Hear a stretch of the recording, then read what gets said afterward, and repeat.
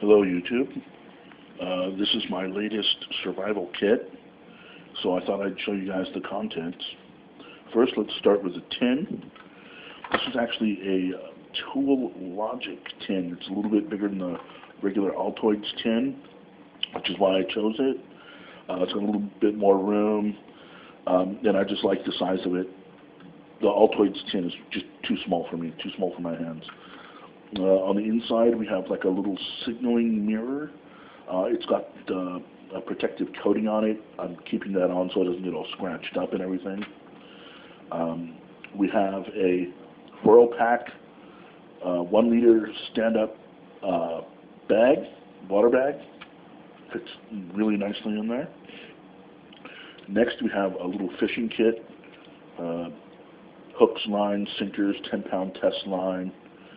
I think I'm going to add some of those eyelet screws just so I can run the thread through to make a fishing pole. I've got a small sewing kit with buttons. I'm going to throw some extra safety pins in there, but it's a good little kit. I've got some cotton balls and tinder quicks for tinder, for fire lighting. I've got NATO matches, or windproof, waterproof matches, with a striker on the back, and then there's a flint and steel in there too, with a striker. I've got a Dermasafe razor knife. These are really, really sharp, but they're really nice to have. It's a great backup to your knife. That way you don't wear your knife out. And if you need to do any fine or small cutting, perfect. These are great. This is one of the one-handed spark light. I think it's called a spark light. It's great. So you don't need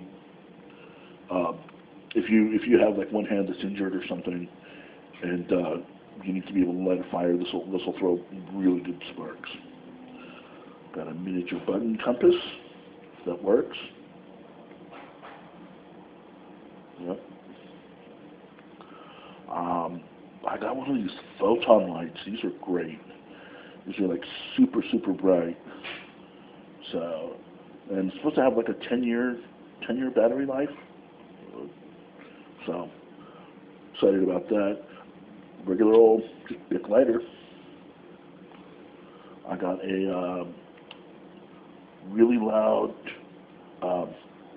survival whistle. I tested this out. Boy, this is loud. This is loud. Good old P38. Because you never know, you may find a can of food or something out there. And besides, it can be used for cutting, and it's also got you can use it for tools, screwdriver and things like that too. I've got a bandana that I attached to the bottom of the kit. Got a small buck knife. This came with a kit that I'd ordered earlier, and it's not terribly sharp, but I sharpened it.